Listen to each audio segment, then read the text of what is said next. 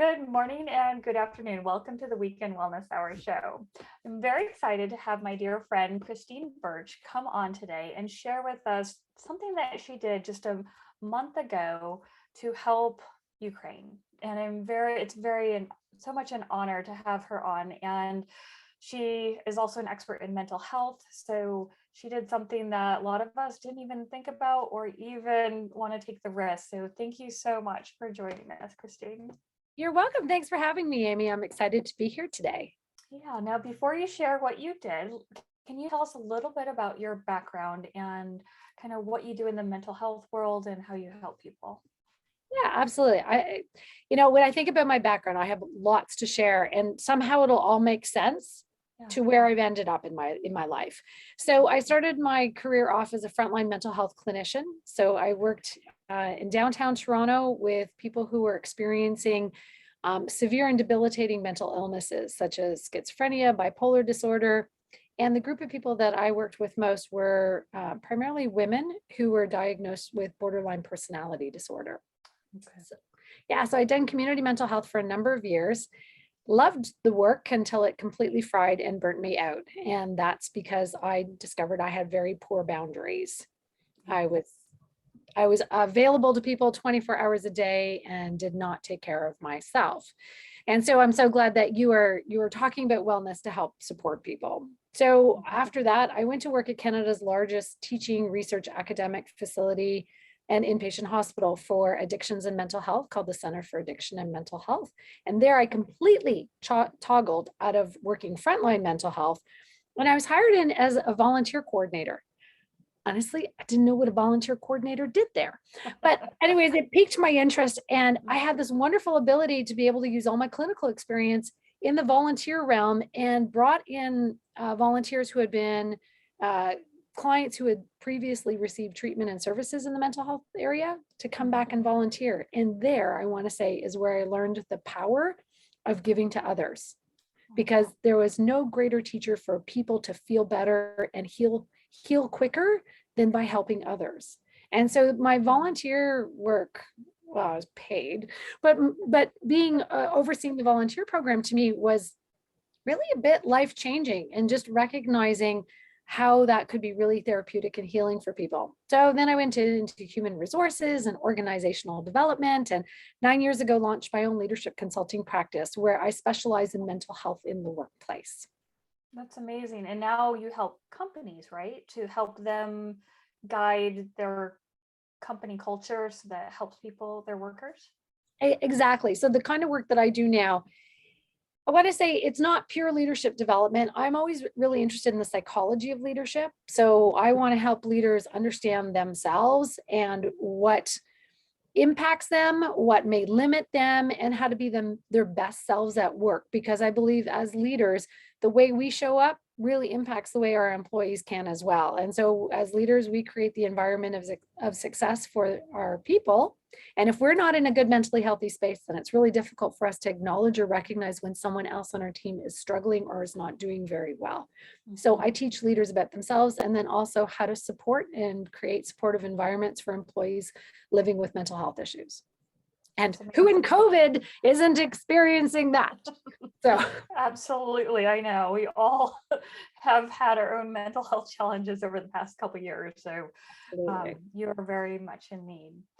And now, of course, recently there's been this outbreak of the war in Ukraine, and you took a very brave decision to decide to go help out. And your background, your family is from Ukraine, is that correct? That's correct. That is correct. Well, when I first heard what was happening in Ukraine, I was actually running a week-long leadership program, and one of the participants said, thank you so much for being here and being with us, given all the things that are going on in Ukraine. And I said, what's going on in Ukraine? No. I had no idea, because I don't watch the news. I made a decision a while ago during COVID for my own mental health not to watch the news. And so I'd heard rumblings, but we've been hearing rumblings between Russia and Ukraine for many years. And so I wasn't actually thinking it was going to be a war. And so I received a phone call from my cousin a couple of days later, who was living in Kiev, saying that they had been bombed and were making their way west to Lviv, where the rest of my cousins live. Then I want to say it got real. And I was like, wow, okay, so there was a lot going on, but I didn't know what to do. And I remember on the Saturday morning, putting a post on my Instagram saying, hey, like we're already feeling so mentally overwhelmed and taxed with everything that's going on. I feel helpless to do anything about what's going on in Ukraine. And even though I have family and my roots, and like I'm firstborn generation, my parents are from Ukraine. And so I felt I don't know what to do. And honestly, I'm so overwhelmed with my own exhaustion that I was like, maybe I'll just do something on Instagram where I invite people to talk about their mental health and talk about what their feelings were. And maybe that's how I could help. No, that's not what happened at all. Not at all. Because all I know is all of a sudden I hear you are going over to Poland and you're doing this teddy bear drive. And I'm like, wait a second, what? Wait, where are you? Like literally you were already over there and I'm hearing about this. I'm like, oh my gosh, what is she doing? So please share. How did this happen? Well, Friday night, my husband got a text from a dear friend of his who's part of Hopemakers, Nina Meyerhof. And Nina sent a text and she said, you really want to make a difference in the world? Come with me to Poland. Wow. And so Greg showed me the text and I said, I'm in. Wow. And he said, like, it didn't surprise him. He was like, okay. And I was like, I was not surprised, but I was amazed that I didn't even need to think about it. It was just like, I'm in it. And so we talked to Nina on Saturday and said, what are you doing? And she said, I'm going to Poland and I'm going to give out teddy bears. There's no plan. So we're just going. And it's just you and I. And I went, okay. I was like, game on. I'm totally in. I'm like, I don't even know what to do, but let's go. And then my second thought was, why teddy bears? Yes. I'm thinking of all the things like, my cousin's calling me and she's asking for money for them to buy first aid supplies for the wounded. They're asking for ammunition. They're asking for medicines. And I'm thinking, teddy bears? What? And then when Nina explained it to me, then it completely made sense to me. And here's where it made sense. So this is Nina's brainchild. She is the director and founder of Children of the Earth, as well as the One Humanity Institute. So Nina has been doing this kind of work for years and years and years. And it started at 9/11. She was down at 9/11 when it happened. And she saw how many children were there and just how lost the kids looked. And she's a special needs educator and has her PhD in education. And she really connects and recognized the need for kids. And so she put out a call for teddy bears and a woman showed up with a busload of teddy bears. And they were giving them out and they could see the impact that was making. So she said, why not do this again in Poland? We'll go to the border and we'll give out these teddy bears as kids are coming across the border. Oh my gosh. That's incredible. So that's how that happened. Okay, so you get this text and you say you're all in, and then you're on this flight to Poland. And you start posting on social media, okay, fundraiser, let's do this, let's collect money for teddy bears. I assume you bought all the teddy bears in Poland and then figured out which city you're going to and kind of like that? Yeah, kind of something like that. Okay. So when it started with the teddy bears, I mean, I needed to rally on the teddy bears. And so for me, it was the thought of like, who is taking care of the kids? Who, like everything is around the adults and survival as required. But what about these kids? And for me, I kept thinking about intergenerational trauma. My parents lived through World War II in Ukraine and fled. My mom was 14 when she fled. My dad was 16 and in the army. Wow. And so they had never been back home again. And so I kept thinking about what will it be like for these kids who have to flee a war-torn country now? And so I thought the teddy bears for me, my Ukrainian is like marginal at best, like maybe grade 2 level.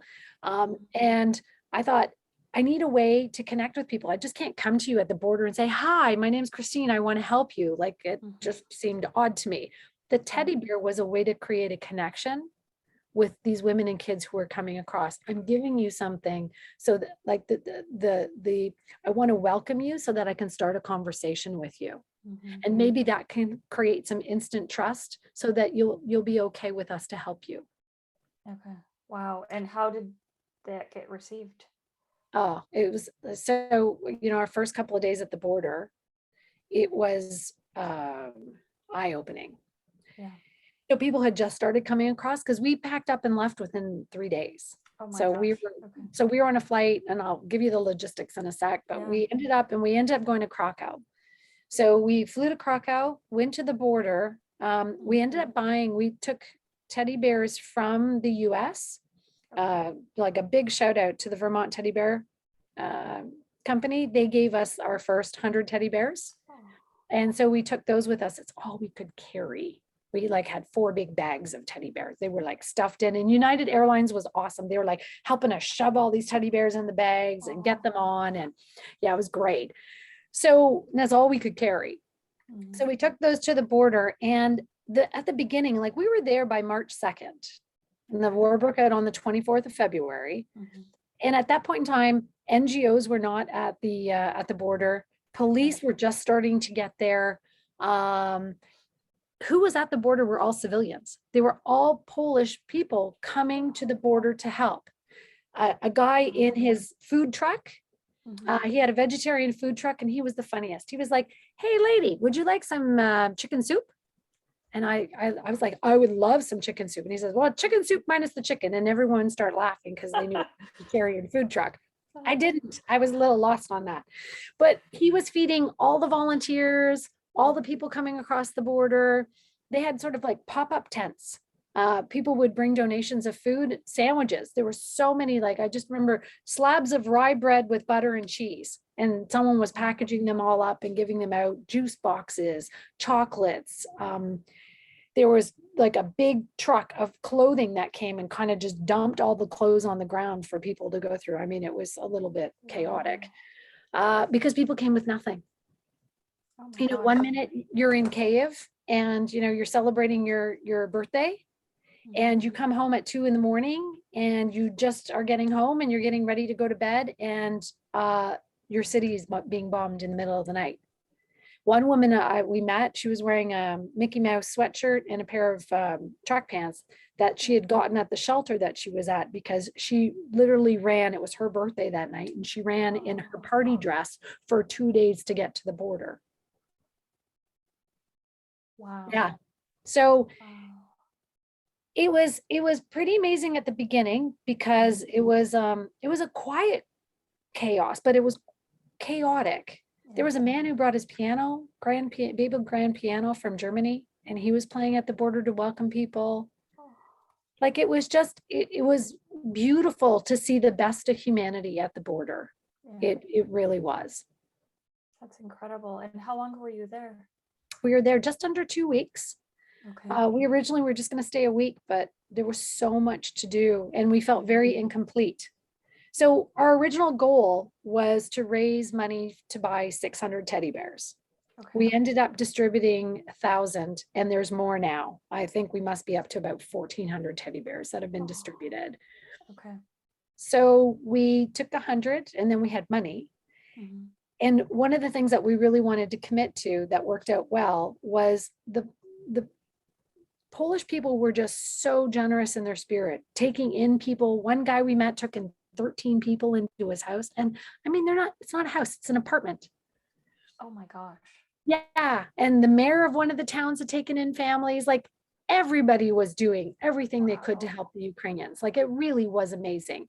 And so we thought the least we could do was to help support the Polish economy.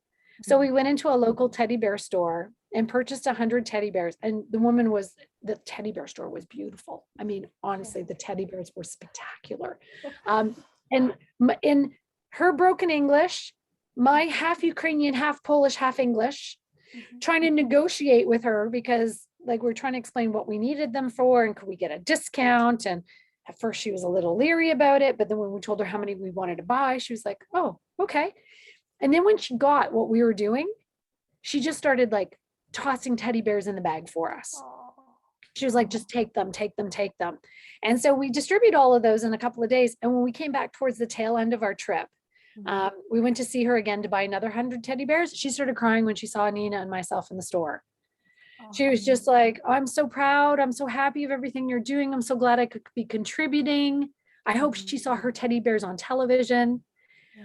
So it was just our way of being able to give back to the local economy. And then Build-A-Bear shipped us 600. They shipped us 600 teddy bears, which we distributed in Warsaw at a shelter. There's that many kids. And then I think 200 of the teddy bears went across the border into Ukraine and were being given out in Ukraine.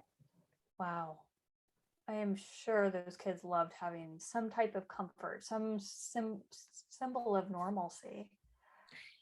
And that's kind of really like, that's at the tail end of like, or the foundation of everything, was to give those kids a couple of moments of happiness.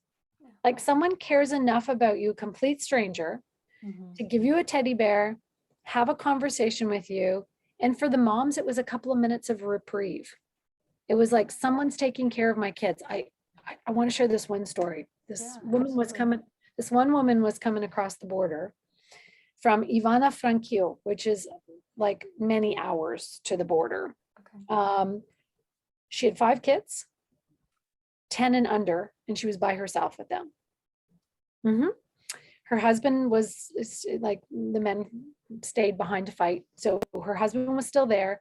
She came across, and it was a 2-day ordeal. Their car ran out of gas and they couldn't get any more gas. So you just leave your car abandoned at the side of the road. They walked for a bit and somebody picked them up. They walked some more, somebody picked them up, and then they managed to get to the border. When we met her, we asked, like, we gave the kids a teddy bear and we asked, what do you need help with? And she says, I need to get on a train to get to Warsaw. And the train station was about 1 kilometer away from where we were. And so we said, great, we'll help you with your kids. So myself and 2 other volunteers. So there was another woman that met us who lives in Krakow. Her name is Angelica, and she works with Nina at the One Humanity Institute. Her, myself, and another woman, another volunteer we met from Toronto, ironically, because I'm from Toronto, but I didn't know her, and she's Ukrainian, and we apparently have all the same friends. So it was kind of fun. So the 3 of us were helping this woman with her kids. And I took her only son. She had 4 daughters and her son. So his name was Max, and he was 5. And so Max and I said, do you want me to hold your hand? And he said, no, can you carry me? I'm really tired. And I said, okay. So I'm carrying Max, and he's got his arms, like I'm holding him like a little monkey, right? So he's hanging on to me. We walked by one of the pop-up stands for food. And I said, are you hungry? Would you like something? And he's like, yeah. So I got him one of those sandwiches and like some chocolate and a juice box and water. And he says, can you give me more? Now this little kid's tiny, and he's like holding all this and his teddy bear and his knapsack. And I said, Max, I think you have too much. Like, maybe just leave it. We'll get you some more later. And he was terrified. He looked at me and he said, I don't know when we'll eat again. Oh man. And I thought, I wonder what their 2-day ordeal to get to the border was like. If he was hoarding food because he was terrified of not knowing when he was going to eat again. Wow. So I'm like, okay, I'm stuffing all his pockets. He's got like so much going on. His sisters are stuffing their pockets. We get to the train station, or we get to the train, and we come on board to help them get set up. Max won't let go of me. He's like clinging to me. And I'm like, Max, you got to sit down, like, come sit down with your sister. And he's like, are you coming with us? And I said, no, I've got to help some other kids get to the train. And he was like, you can't, you have to come with us. I'm really scared. Gosh. It was heartbreaking. Yeah, I was like, trauma. I'm like trying to like get him off, and I'm trying not to cry. And the other volunteer was with Ivanka. She was so cute. She's like, don't cry, don't cry. She's saying this to me in English. She's mouthing it. She's like, don't cry, because if you cry, they'll cry. Nobody can cry. And so we're like, okay. Everybody just, and then you're smiling and you're waving goodbye. And they were just like the first of many families. Oh my gosh. I mean, this hits hard. I mean, think about the mental health. You're giving them a little tiny break. You're showing them that there is hope just by a little tiny gift, and just holding their hands and helping them across the border. I mean, they'll remember that forever. With all this trauma, they'll remember that little tiny reprieve. I hope. And that's what we really wanted, is just like those moments of kindness that, I hope when they look at their teddy bears, when they get to go back home, because that's all anybody ever wanted. like as we're talking about, with women as they're coming across, I said, do you want to come to Canada? Do you want to go to the United States? Like, how can we help you get to where you need to go? And people are like, no, we want to stay here. And that's why Poland has such an influx of the majority of the immigrants or of the refugees, is because people just want to go back home. People thought this was going to be over quickly and want to go back home. They don't want to go to the US or to Canada because it's too far away. Yeah. And so people are in a holding pattern right now. That's the other unfortunate part, is like the holding pattern. And we really saw the difference when we were in different areas. So first we were at the border. Mm-hmm. And then on the second day, we went to a shelter. Okay. And then at the shelter, you could see the trauma starting. Because when you're at the border, you're like in the train station. So when you're at the border and the train station, the border you come across, and the women really did look shell-shocked. Like, I'm here, but where am I supposed to go now? Yeah. So they're relying on people to come and help them, to tell them where to go and what to do. Then you go to the train station and there's hope. People are excited. Although people are sleeping in the train station and it's bedlam, there's hope because I'm going somewhere. And I may be safe just for the moment. There really is no safety. When your country is under war, it doesn't matter where you are. You have guilt of leaving. You've got loved ones that are fighting. There's no internal safety or inner calm for yourself. Mm-mm. But on the trains, you're going somewhere. So it's the potential of something. And then when you get to the shelters, that's when you see it, because then people are stuck. It's like, I'm in the shelter. I'm in no man's land. I have a cot and all of my worldly belongings are on me. That's all I have. I am sharing a 5-stall bathroom with hundreds of people. And you have all the time in the world to think about what you're going through. And that's the problem. It's not like you can be productive. It's not like you can live with a purpose. All these higher order things that, here in US or Canada, we think about on a daily basis. You are just literally stuck and you just have to wait it out until the fighting stops. Yeah. And you're like waiting to get processed for papers. Mm-hmm. One of the amazing things that Poland also offered is 18 months of full services as if you were a Polish citizen. Wow. Healthcare and like whatever you needed, you had access to, which pales to the rest of the countries. Like, it's deplorable that this has fallen on the shoulders of 1 or 2 countries, and primarily Poland. And we're still figuring out visas and, vaccination, and should you come? And if we have you come, how's that going to work? And how's that's going to work? Like, it's deplorable that we're still trying to figure this stuff out, and other countries are just making it happen. Yeah. Wow. Yeah. So when the shelter's there, are they full, were they overwhelmed when you were there? So just picture like a strip mall, shopping mall that has been converted into a shelter, and you've got 4,000 or 5,000 people living in them. They're on cots. I mean, I gotta say they were pretty well organized from the perspective of like, they were holding rooms for things like supplies for children, food supplies. There was a kitchen, the world, what was it called? The World Kitchen. They usually come to whenever there's war or need or some sort of emergency, they come and they do cook. And it was amazing, like how much food preparation was happening. So they had pet centers set up as well, because a lot of people came. We met one woman who came with 4 disabled cats, and she wasn't going to go to stay anywhere because she had these 4 cats and nobody wanted to provide her housing with them. One cat was visually impaired, one cat was paralyzed, one lost a leg, and she managed to cross with her daughter carrying all these cats in like cat carriers because she didn't want to leave these animals behind, because she was responsible for taking care of them. Wow. Yeah, it was like really, like, it was unbelievable. So can you imagine being in this strip mall with cats, dogs, children, people, chaos, and shopping malls aren't set up with showers. No, they're not. No, usually don't take a shower when you're going to the shopping mall. So you have toilets and that's it. So big space, lots of people. Some of the other ones, like some of the other shelters we saw, there was one in Warsaw that was an old expo building. And they had like on the upstairs daycare center. So you could drop your kids off to have a bit of a reprieve for yourself, which was great. And you could help out in the kitchen. So a lot of the stuff, good, however you want to view this, a lot of the stuff was being done to and done for the refugees. What I didn't see a lot of opportunity for was Ukrainians themselves helping themselves and helping others. And one of the quickest ways to get through trauma, to move through trauma, is to be of service to others. Right.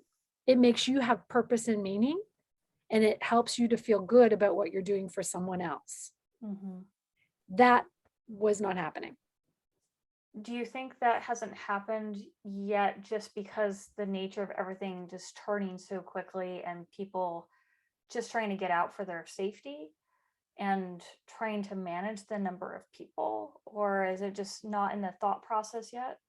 I think it's not in the thought process. I don't think it's in the lexicon of what we're doing, because what we want to do is we want to provide a safe space for you. We want to provide you somewhere to be. We want to provide you with food, clothing, whatever you need, because we want to take care of your base needs first. Right. So all the base needs are being taken care of. And yet the secondary part of that now is I'm receiving, which holds me in a victim space. So to move out of from victim, so I need to move from surviving to thriving. And so being able to give back. So having Ukrainian. So one of the things is there was a art therapist from Ukraine who was a child's art therapist. And she'd posted on Facebook that she's there and she'd like to give back. And I thought, yes, this is what we need. So we've tried to connect her to a school, a library in Oświęcim, which is Auschwitz in Poland. So a lot of people think when we use the word Auschwitz, we think of the concentration camp. Right. There's a beautiful town of Auschwitz that is 3 kilometers away from the concentration camp. And this town was there long before the concentration camp was ever created. And so it's this beautiful town that's living in the shadow of the atrocity of Nazi Germany. And so, but the people, I mean, so the local library was housing families. They were running children's programs. There was all sorts of activity. Like people really came together. The hotel there was putting people up for free for a week. They gave 1 floor of the hotel for people. So we tried to connect the art therapist to come to Oświęcim once a week by train from Krakow so she could deliver art therapy. That's so incredible. She speaks the language. These are kids from her country and they're all helping and supporting each other. So that's the kind of work that Nina has been trying to continue, or I won't say try, she is right now. The House of Hope was our secondary part of after the teddy bears. Okay, so can you go through that, the House of Hope? Yeah, so after we finished the campaign with the teddy bears, what we stopped collecting for teddy bears because we were coming back to the US, and so we weren't able to physically give out any, so we didn't want to leave them there. So we thought we now need to transition. We saw what people need. People need a place to stay. Right. And so One Humanity Institute was bequeathed, I guess, 2 buildings. They were both bakeries. One was a Jewish bakery and one was a Christian bakery. And during World War II, the Jewish bakery was bombed. And the owners of the bakery gave the buildings back to Nina. So the non-bombed bakery had 9 apartments in it, but they were very run down. And so we've been fundraising to refurbish these 9 apartments because they can house up to 25 people. Oh, wow. That would be wonderful. And so we're looking at more long-term transitionary housing, like 6 months plus. Okay. With an opportunity on the main floor where the bakery was to create WeWorking space. People could continue working. Also a daycare in the same area where people could take turns watching each other's kids while they're working. So, I take an hour to watch the kids and then I'll go work and then someone else will do it, so that we're helping each other. And there's a communal kitchen so people can come together and cook together if they want, but everyone would have their own kitchens in the apartments. It's a space. And also collecting computers so that there is a school, I think it's called the School of Peace in Kiev. The teacher has refused to stop teaching. So she's still teaching Wow. her class, and she's connected with Nina and the House of Hope so that the kids who come to the House of Hope can continue learning virtually through the Wow. school in Kiev. That's great. So there's so much going on. It's an opportunity to give back to each other. It's an opportunity for people to heal, to create safe housing, and it's free. So we have been fundraising for that. That's amazing. And you'll have to share us the link so we can share it with our viewers. Absolutely. This is incredible. And all help is so much needed and appreciated. Yeah. There's one of our guys from Hopemakers, Peter, who none of us really knew very well. He'd come to a meeting, but we hadn't really met him. He found out about what we were doing, and he's been there for 6 weeks. Has he really? Yeah. So he's like, we were team A who kind of got things going on the ground. Peter tag teamed in, and he's been project managing all the refurbishing contractors, all the stuff that's happening in the building. That's incredible. He's been posting on Facebook. I will give you the Facebook link. Yes, you'll have to. Has been wild. They've also been going to the border to give out the teddy bears because we received another 14 cases. Okay. And so they've been going. So there's, I think, 4 or 5 now volunteers who have come from the US who are staying for weeks at a time in Auschwitz to help out with the house. So it's been incredible. So how far from the Ukrainian border is it to Auschwitz? So how would they get there? Yeah, so so what's been happening is when people get to the border, there's a train station right there that takes you into Krakow. So it's maybe 2 hours by train to Krakow, and then it's another hour and a half to get to Auschwitz. So about a 3.5 hour a leisurely stroll from the border. Exactly. So to get from the border, I would say it's about 3.5 hours by train. But what's been happening is I think people have just are being sent to all sorts of places. There's a monastery in Auschwitz that's also taken in 90 people. Wow. Okay. Yeah. So people like this is like, I don't think people can possibly appreciate 5 million people have left Ukraine. And those 5 million Ukrainians have been displaced all over. But with the majority, I think there's 3 million or 4 million in Poland. It's a lot of people to go and for a country to absorb, especially when the people probably don't want to establish a new residency and become integrated. They're just kind of waiting for this to stop. Exactly. And so you're not productive, you're not working, you're not making money, and you have to rely on the kindness of strangers who are taking care of you. And for the first few weeks, I think people were okay with that. But I'm not sure how long the Polish people are going to be like, hey, it's been 6 months, man. Like maybe you need to get off my couch. Right?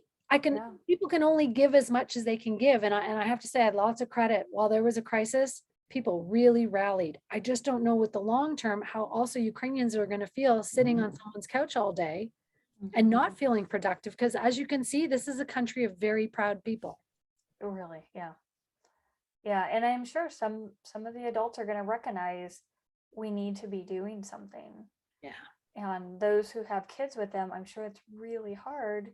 You're trying to calm your kid, trying to keep your kid getting some kind of education. You're trying to figure out what to do next. You're trying to keep people clean, have shelter, warmth, all of that. So much. Just last weekend when we were in Toronto, so my husband Greg and I did a talk for 35 Ukrainian women. And some of them have been in Toronto for a long period of time, like 10 years or so. And then others, there was 5 that had just 2 weeks ago had come from Kiev. So we had the gamut, and we were talking about emotional resiliency and just how to self-regulate and how to regulate our emotions with everything that was going on. And it was moving. It was really moving. You know, there's like the classic questions of, you know, my teenager's triggering me. How do I handle this? To my husband is, you know, the ones that, you know, moved here earlier, my husband is driving me crazy. How do I handle that? How do I handle the emotions of having family back home that I can do nothing about while I'm living safely in this country? Right. And then the people who came recently are I came alone. I've been privately sponsored by someone who knows me, but my entire family is still there. The And they're mental young women. trauma. Ooh. Yeah. Yeah. So just so much. And people kept asking me, like, what can we do to help? What can we do to help? And I got to say, like, Amy, I appreciate you saying it was brave, but I got to say, I saw an opportunity.